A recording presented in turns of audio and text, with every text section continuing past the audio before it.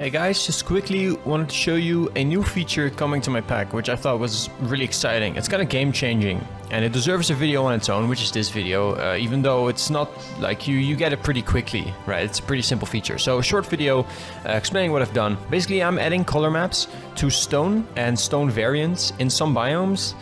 This is an example of that in my SMP, which is fun for me to show off. This is stone, regular stone, which is obviously very gray. I don't think it has a single hue in it. It's entirely grayscale, I'm pretty sure, the default stone texture, and that's fine. But then if we get into a desert, it actually changes, and these are stone bricks, right? And I'm talking about stone, which obviously has a very cool effect on caves. It's pretty subtle, but it is also noticeable. You can already kind of see it, right? Like the kind of a yellow hue here. It's most noticeable when there's a transitioning stage. Like here you can see a little bit. If you were going underground here, I don't know if you'd need a pretty keen eye, but you could notice it going from this cave where the andesite is a dead giveaway, right?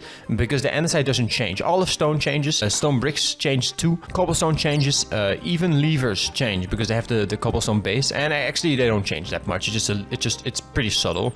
And the stick is miscellaneous wood anyway, so that doesn't really rely on a pellet anyways. The redstone changing. A bit unfortunate, but when it's on, it uses an emissive map, so only the off state of redstone is actually affected by the color map. So it's all pretty clever, right? Working the lever into it so it still blends in with the stone. You can actually see the contrast a little bit if I drop a stone item. You see, it's not super subtle, and that's what I'm saying. The andesite is a good indicator for this. All of the stone blocks are. I think andesite is just the best one because it naturally blends with stone in regular biomes, which is in default Minecraft, but not in these biomes anymore. And the reason I didn't add andesite is because I really like the palette, and also you need a reference in the caves. Like if I made I tried that too. I tried to have all these cave blocks like diorite, granite, and andesite. I tried to have them all use the color map, but then it looks like there's just a consistent light map on the entire cave. If you have no reference for like what the blocks normally look like, then the colored gray doesn't really stand out. Like our eyes kind of like get used to it, and you automatically disable it. Like if everything is just slightly tinted yellow, then you don't notice it, right? You need reference. Like everything is relative, and if you tint gray only slightly, you're only gonna notice it if these blocks remain intact, right? And if I did color these, that still leaves us with dirt and other blocks like that, like even water or glow lichen. And in the case of glow lichen, that's not that bad, but dirt looks like it's glowing, right, in some biomes. Like I also have a color map for the jungle, for example, which is generally a bit darker.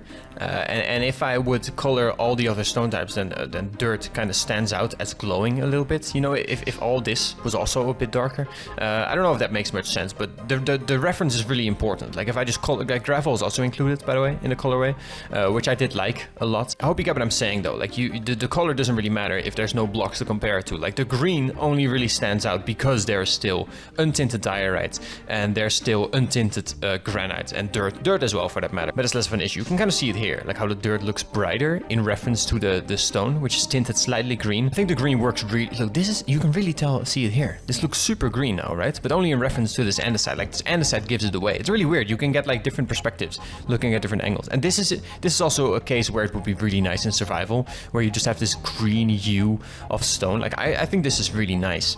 And then here obviously it's the default color too. So, and keep in mind, I am actually using night vision. We can actually clear the effect, which is hilarious because even at max brightness, it still barely shows up. Like I would need to be, whoa shit, no, I would need to be walking around with torches. You do notice it, right? But I'm just saying, in survival, it's extra subtle. So this seems like a game-changing change, and I hope that it is, because I did intend it to be one. You know, like I did set out to change the game a lot with this change. I mean, obviously, it's a big in-your-face change at times, but all things considered, I also think it's subtle enough to not be an issue. There's also a slightly different stone tint in snowy biomes, which is obviously blue. It's the obvious choice. You can see it here with cobblestone. I think it blends in really well. Like if you didn't know this, I don't even know if you would really notice it. I think this feature shines the brightest when you are in a transitioning phase, right? If you're underground and you don't actually know that this is a frozen biome, you can now actually tell. And the deep slate is covered with this too. I didn't even mention that. Deep slate is also added to this palette, and in this case, tough is the perfect reference, right? Because it makes it look very blue here. If I had also added the tough to the color map, you wouldn't notice, right? And now you notice it big time. You notice that this is a very blue cave, and now right here, this is leaving the snowy biome. See, you can actually see the difference. It's quite subtle. I hope that my,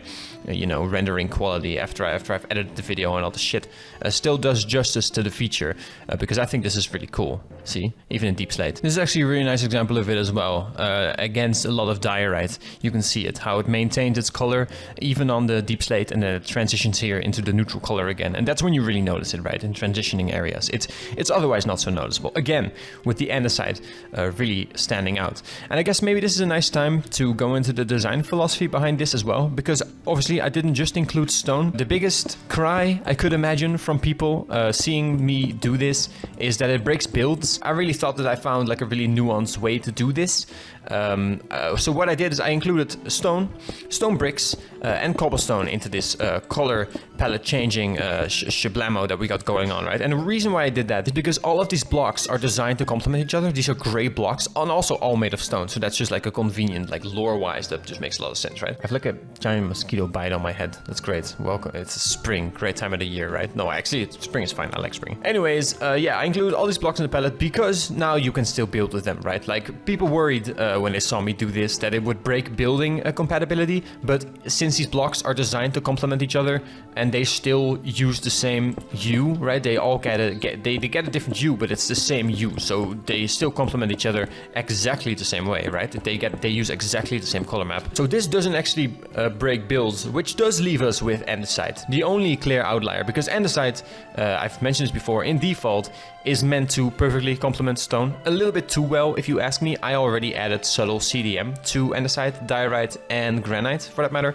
All of the blocks, you know, to give them a bit of an edge versus stone. I did the same with gravel. We can just spawn some gravel. I did this for all the types of blocks, so suspicious gravel is covered as well, right? And if you find any more inconsistencies, let me know, but I think I covered all of it. Anyway, see, I also did subtle CDM for gravel, how it has like an outline around it.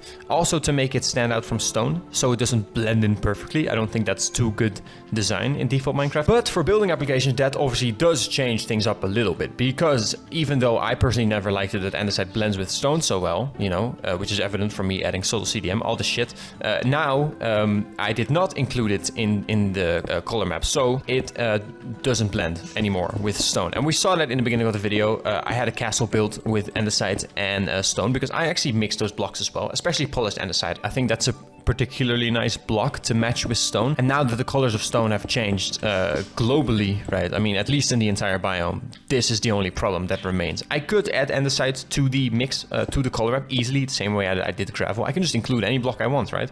Or deep slate, it all works out. But I feel like andesite is such a unique color, and it also mixes well with other blocks, maybe? I don't know. Let me know if this is smart design or not. I thought this was the most nuanced thing I could do. I considered most of the variables, you know, specifically keeping in mind how blocks are used, and you know, wanting them to still match up, like including the lever, right? There's like a little detail as well, like doing pressure plates and slabs and stairs. Like that's one thing, you know, you kind of want to take that for granted, right? At that point, but levers I thought was a really nice touch. Like I say, if I've forgotten anything, let me know. But this is the new system, anyways. We're gonna try it out for a bit, okay? See how it vibes. There you go. This is a nice green. This is a very lush cave green. It's greener than the jungles actually, and also mangrove swamps have this very green hue. Jungle's not. I tried to make them a bit darker. I thought that was very Minecraft Dungeons-esque. I was actually very inspired by Minecraft Dungeons with these color maps. I can show you another one. The one that I found to be the most inspiring was the color map in swamps. This is actually a regular swamp. This is a really old world. This is my SMP world. This is before the mangrove swamps were added. So we just brought over a bunch of mangrove trees into this regular ass swamp. In regular swamps in Minecraft, obviously very dark grass, and now they also have very dark stone. This is the most dramatic color map in the pack right now. Here, look at this fucking transition. It's very dark, very harsh. Makes the other blocks really almost glow, right? Like this is the glow effect that I talked about earlier. If you could shade everything except for a few things, those few things might end up looking glowing, and that's definitely what's going on in this biome. But I think this is really cool for swamps. Swamps are really unique. I don't know if they're unique. I guess they're really bold, right? They're really, holy shit, this fucking mosquito bite. I bet everyone's looking at this. This is horrible. And I insist on doing a face cam every time. Anyways, enjoy the mosquito bite. Mosquito bite and me, the MJ Trips episode about all the biomes. Swamps are really fucking bold, right? Like this statement piece of a biome. Nobody really likes it, but it's still here. These really dark, grim colors, and it really reminds me of the creeper forest. Actually, like the swamps in default, they remind me of the creeper forest from Mike of Dungeons, and that creeper forest has really dark stone.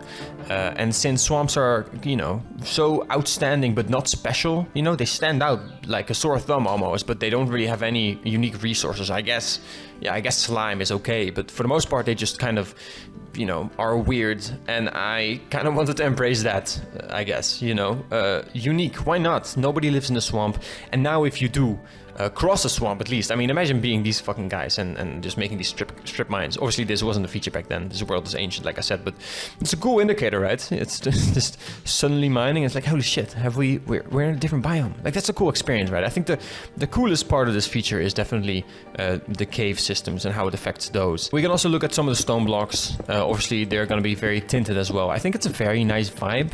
I hope it encourages people to build in a swamp. I don't know. I like it anyways. It's unique. It's bold. It's everything my pack tries to be, you know, of Minecraft, more Minecraft than Minecraft.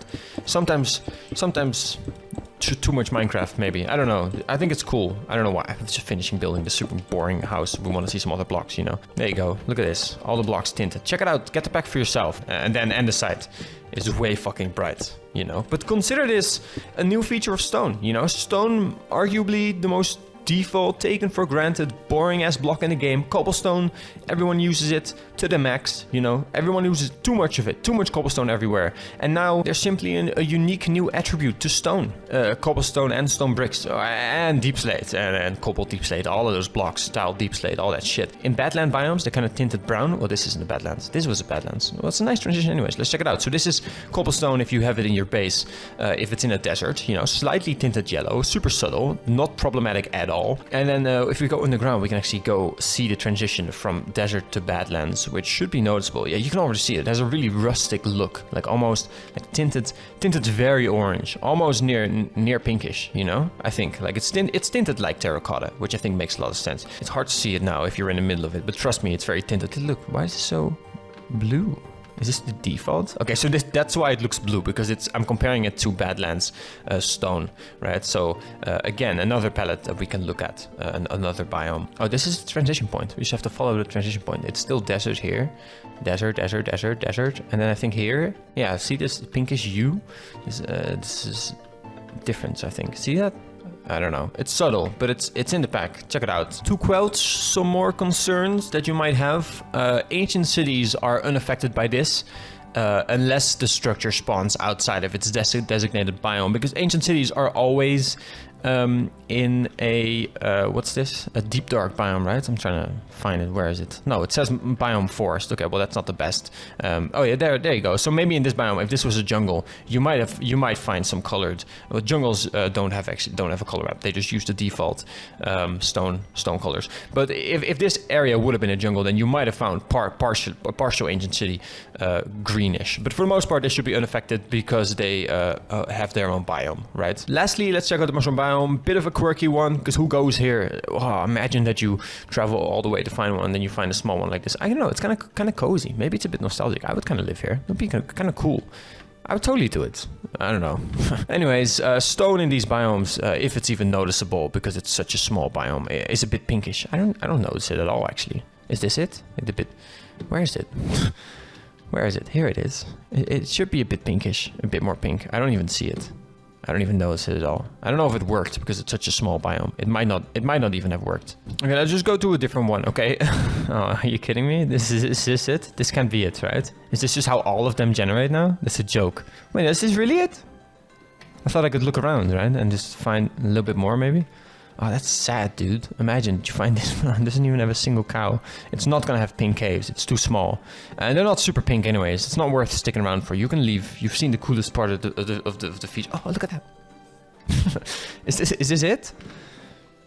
Pink caves? We should be able to see pink gravel as well, because gravel is also included in the color map, which would make it blue in frozen biomes, which is kind of cool. Okay, whatever. Take my word for it. Get the pack yourself. Find the mushroom biome. I'm not even doing it. I'm gonna do something about this fucking mosquito bite? No, I'm kidding. It's just weird that people see it and that I'm on camera, right? So in your face. But you don't do anything about a mosquito bite, right? What are you supposed to do about it? Nothing. Just wait. Okay, thanks for watching. New feature. What do you think? Let me know. Bye.